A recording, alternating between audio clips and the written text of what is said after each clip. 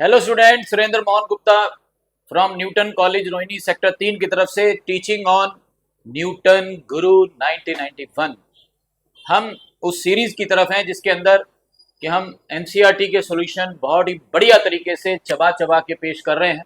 आज की हमारी जो एक्सरसाइज है वो एक्सरसाइज 1.2 है, जिसका कि पहला क्वेश्चन है, ये लिखा हुआ है, इसकी जो डोमेन है वो आर स्टार है।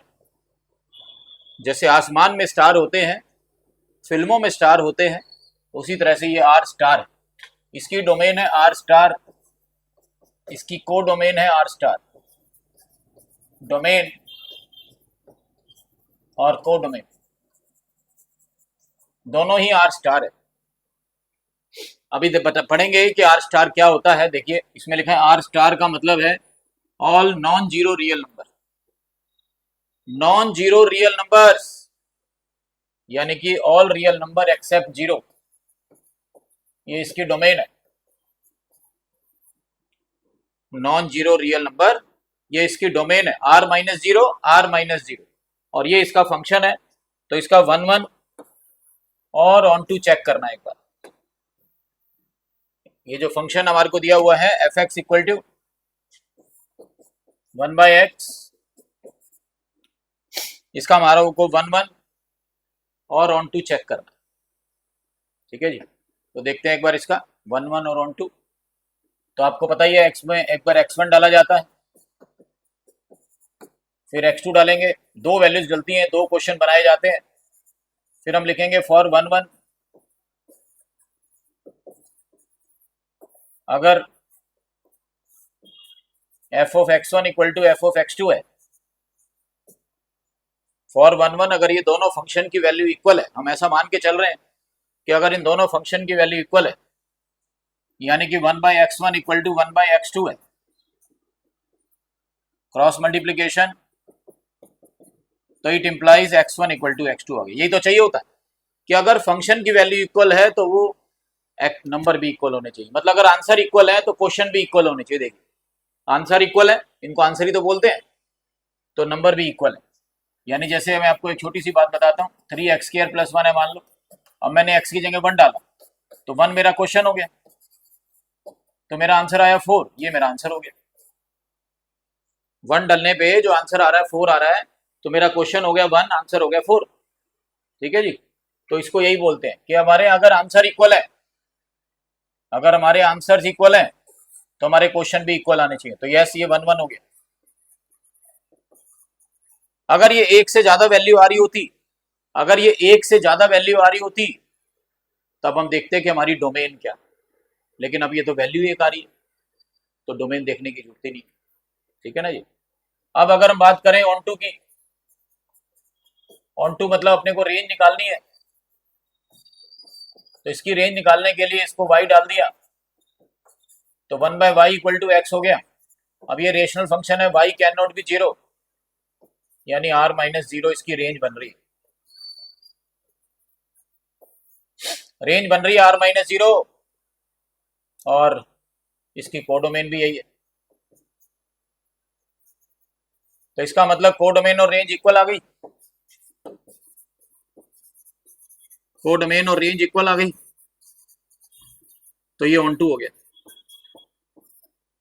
कोडोमेन और रेंज अगर इक्वल है तो ऑन टू फंक्शन हो जाता। ठीक है। अब ये इसमें एक और चीज लिखी थी इसी क्वेश्चन के अंदर, ये देखिए, ये कह रहे हैं कि इफ अगर डोमेन को चेंज करके n कर दिया जाए, नेचुरल नंबर कर दिया जाए, ये जो हमारी डोमेन थी, डोमेन को चेंज करके नेचुरल नंबर कर दिया, तो ये पूछ रहे हैं कि अभी रिजल्ट पर क्या इफेक्ट पड़ सकता है, रिजल्ट पर क्या इफेक्ट पड़ सकता है, ये पूछ रहे हैं।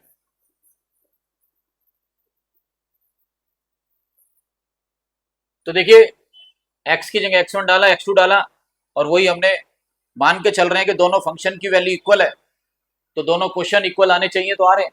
मैंने बोला ना कि भाई अगर x की दो वैल्यूज आ रही है, एक से ज्यादा वैल्यू आ रही है, तब आपको ज्यादा ध्यान देना है कि डोमेन क्या है। अब वैल्यू एक आ रही है तो डोमेन में कोई ऐसी चेंज वाली कोई प्रॉब्लम आएगी नहीं, तो इससे कोई फर्क नहीं पड़ा। 1 1 पे डोमेन का कोई फर्क नहीं पड़ा, क्योंकि वैल्यू एक आ रही है तो हमारे को वहां देखना ही नहीं। लेकिन अगर हम ऑन टू की बात करें, रेंज की बात करें, मतलब 1/x इक्वल टू वाई, अब यहाँ पे जो x है वो हमारा नेचुरल नंबर हो गया, x जो है वो नेचुरल नंबर हो गया है, जबकि पहले x क्या था, ऑल रियल नंबर था एक्सेप्ट जीरो। अब नेचुरल नंबर फ्रैक्शन में नहीं हो सकते, मतलब अगर मैं y की वैल्यू 1 डालता हूं तो कोई दिक्कत नहीं, लेकिन अगर मैं y की वैल्यू 2 डाल देता हूं, y की वैल्यू 3 डाल देता हूं, कोई भी वैल्यू डाल रहा हूं, तो वो 1/2 1/3 आ जाएगा, और वो नेचुरल नंबर नहीं है। तो मैं y की वैल्यू नेगेटिव भी नहीं डाल सकता, क्योंकि नेचुरल नंबर नेगेटिव भी नहीं होते। तो यहां पर ये बात आ गई कि अब y की वैल्यू 1 से बड़ी नहीं हो सकती, और 0 भी नहीं हो सकती, और 0 से छोटी नेगेटिव भी नहीं हो सकती, क्योंकि अब x हमारा नेचुरल नंबर हो गया। बात समझ रहे हैं भाई? ये आप कहते हो जी रेंज के लिए y देखना है, तो भाई y किसके इक्वल है वो भी तो देखो ना। अगर मैं y की वैल्यू 2 डाल दूं तो x भी तो हाफ आ रहा है, और x हाफ नहीं है ना, तो y 1 हो सकता है, या y की वैल्यू हाफ डालते हो अगर हम, तो ये 2 हो जाएगा, ये तो पॉसिबल है। तो मतलब y की वैल्यू 1 से छोटी डाल सकते हो, 1/3 डालते हो तो भी कोई ऐसी बात नहीं है, x हमारा 3 हो जाएगा। तो y की वैल्यू आप कुछ भी डालिए, 1 से छोटी कुछ भी डालिए, कहां तक, मतलब y की वैल्यू 0 से बड़ी डालिए और 1 या 1 से छोटी डालिए। y की वैल्यू 0 से बड़ी डालिए, क्योंकि 0 डाल दोगे तो फिर इन्फिनिटी हो ही जाता हो, तो पहले भी हमने मना कर दिया था। तो 0 से बड़ी डालिए और 1 या 1 से छोटी वैल्यू डालेंगे, तो इसका मतलब ये इसकी रेंज बन गई, जबकि इसकी कोडोमेन ये रेंज बनी है, जबकि इसकी कोडोमेन क्या है, r-0, इसकी कोडोमेन है r-0, तो ये इक्वल नहीं है। तो मतलब डोमेन चेंज करने से भी देखिए रेंज का फर्क पड़ जाता है।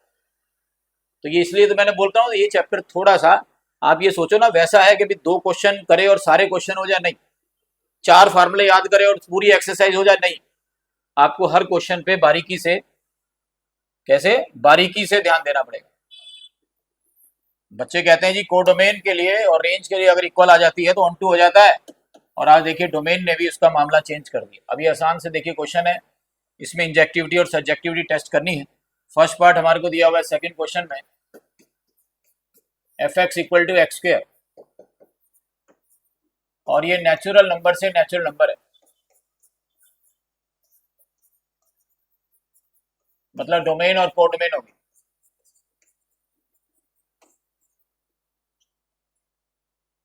डोमेन और कोडोमेन होगी, डोमेन नेचुरल नंबर है, कोडोमेन भी नेचुरल नंबर है। तो हमने क्या करना है, x की जगह x1 डालना है और x2 डाल देना।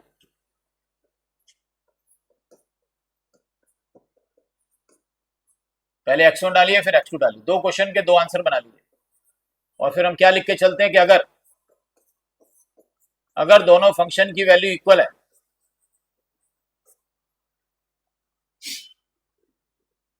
अगर इन दोनों फंक्शन की वैल्यू इक्वल है, यानी कि अगर x1 square equal to x2 square है, अब स्क्वायर हटाएंगे तो क्या लगेगा, प्लस माइनस लगेगा, किसी भी एक तरफ प्लस माइनस लगा दीजिए। तो मेरे पास 2 सिचुएशन आ गई, x1 इक्वल टू x2 और x1 equal to minus x2, ये 2 सिचुएशन आ गई। अब ये 2 वैल्यू आ रही है, तो मेरे को ये देखना है कि क्या यह दोनों वैल्यू, क्या ये दोनों वैल्यूज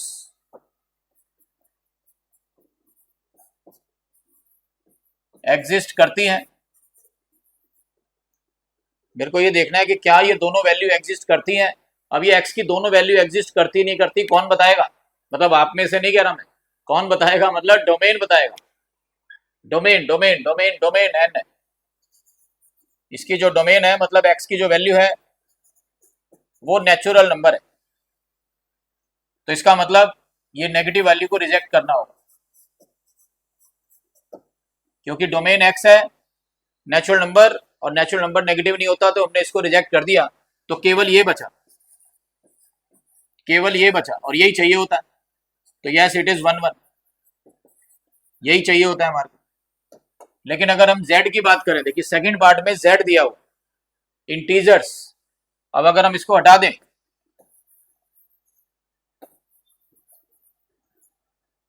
इसको हटा दें हम।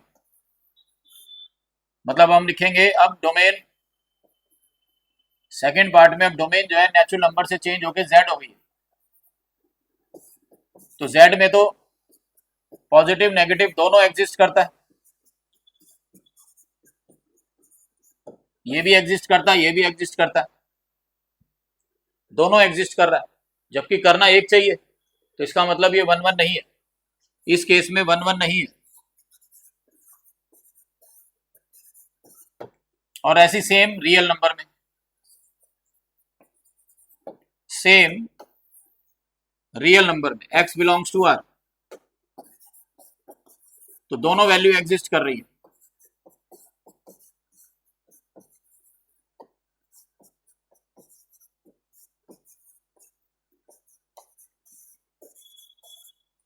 इस तरीके से दोनों वैल्यू एग्जिस्ट कर रही है,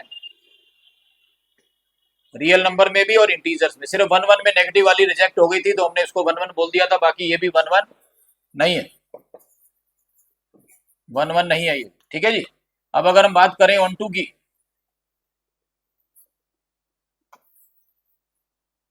अगर हम बात करें ऑन टू की, ऑन टू के लिए अब आपको रेंज निकालनी है।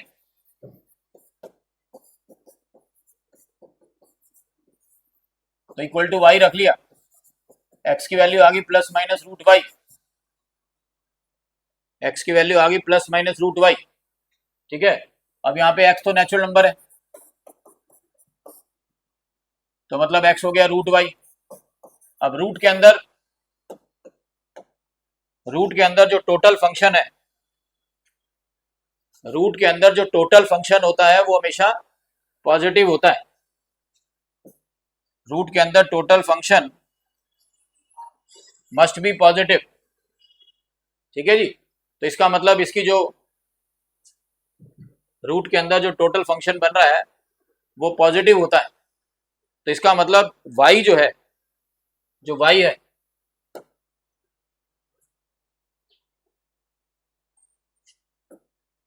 मतलब x equal to root Y आ रहा था ना, तो रूट के अंदर total function must be positive, तो इसकी रेंज बनी r पॉजिटिव, 0 से इंफिनिटी बन गई। जबकि पहले पार्ट में कोडोमेन n थी, कोडोमेन n थी। ठीक है। अब ये 0 से इंफिनिटी नेचुरल नंबर नहीं होते, क्योंकि 0 से इंफिनिटी का मतलब है 0 भी हो सकता है, 0.1 भी हो सकता है, 1.7 भी हो सकता है, 3.9 भी हो सकता है, इंफिनिटी तक कुछ भी हो सकता है। जबकि नेचुरल नंबर केवल 1 2 3 4 5 होते हैं। तो कोडोमेन और रेंज इक्वल नहीं है। और ऐसे ही अगर हम इंटीजर ले लें कोडोमेन को, तो भी ये इक्वल नहीं है, क्योंकि इंटीजर क्या होते हैं, -1 -2 0 1 2 वगैरह वगैरह ये होते हैं। तो ये इंटीजर के केस में भी कोडोमेन और रेंज इक्वल नहीं है। और अगर मैं बात करूं रियल नंबर्स की, अगर कोडोमेन रियल नंबर है तो भी नहीं, क्योंकि रियल नंबर माइनस इंफिनिटी से प्लस इंफिनिटी होते हैं। रियल नंबर जो होते हैं वो माइनस इंफिनिटी से प्लस इंफिनिटी होते हैं। ठीक है जी। रियल नंबर माइनस इंफिनिटी से प्लस इंफिनिटी होते हैं, जबकि ये सिर्फ 0 से इंफिनिटी है। तो तीनों केस में देखिए, रेंज देख रहे हैं आप, रेंज आ रही है 0 से इंफिनिटी। ना ये नेचुरल नंबर है, ना ये इंटीजर है, ना रियल नंबर है, कुछ नहीं है। तो इसका मतलब कोडोमेन और रेंज इक्वल नहीं है। अब अगर हम बात करें exercise 1.2 question number second fourth part की, उसमें क्यूब दिया हुआ। अब क्यूब में जब लेंगे तो x1 डालेंगे, x2 डालेंगे, और फिर हम लिखेंगे अगर इन दोनों फंक्शन की वैल्यू इक्वल है, अगर इन दोनों फंक्शन की वैल्यू इक्वल है, दोनों फंक्शन की वैल्यू इक्वल है, तो it implies x1 equal to x2 होना चाहिए। बिल्कुल होगा, क्योंकि अगर पावर इवन होती है ना 2 4 6, उसको हटाते हैं तो प्लस माइनस लगता है। अगर पावर इवन होती है उसको हटाते हैं तो प्लस माइनस लगता है, लेकिन अगर पावर ऑड होती है तो प्लस माइनस नहीं लगता। ये देखिए सिंपल यही आ गया और यही चाहिए था। तो 1 1 हो गया। अब इसकी डोमेन चाहे रियल नंबर हो, चाहे नेचुरल नंबर हो, चाहे इंटीजर हो, इसकी डोमेन कुछ भी हो, इसकी डोमेन कुछ भी हो, ये 1 1 होगा। ठीक है, तो फोर्थ पार्ट और फिफ्थ पार्ट दोनों 1 1 है, फोर्थ पार्ट और फिफ्थ पार्ट दोनों 1 1 है। अब अगर हम इसकी निकाल रहे हैं रेंज, इसकी रेंज निकालनी है, तो रेंज मतलब इसको y मान लिया, x इक्वल टू वाई का क्यूब रूट आ गया। तो जैसे मैंने बताया ना कि अगर पावर इवन है, अगर पावर इवन है, जैसे अभी पिछले क्वेश्चन में पावर इवन आई थी, रूट, रूट मतलब स्क्वायर रूट, तो हमने क्या लिखा था, रूट के अंदर ऑलवेज पॉजिटिव होता है, स्क्वायर रूट में, फोर्थ रूट में, सिक्स रूट में, फोर्थ रूट में, स्क्वायर रूट में, फिफ्थ रूट में, सब में रूट के अंदर ऑलवेज पॉजिटिव होता है, सब में रूट के अंदर ऑलवेज पॉजिटिव होता है। लेकिन अगर पावर ऑड आ जाए तो ये माइनस इंफिनिटी से प्लस इंफिनिटी के बीच में कुछ भी हो सकता है। तो इसके लिए इसकी रेंज हो गई r। अब इसकी कोडोमेन आपको दी हुई है z, तो भाई ये ऑन टू नहीं है। अगर इसकी कोडोमेन दी हुई है n, तो ये ऑन टू नहीं है। अगर इसकी कोडोमेन दी हुई है r, तो ये ऑन टू है, क्योंकि इसकी रेंज r आ रही है, तो इसकी कोडोमेन भी r होनी चाहिए। तो इस हिसाब से इसको हमने करना। ठीक है जी, तो समझ गए बात को। चैनल का ध्यान रखिए, चैनल को प्रमोट करते रहिए, वीडियो को प्रमोट करते रहिए, खुद भी फायदा उठाइए, दूसरों से भी फायदा उठवाइए, मजा आ जाएगा, मजा।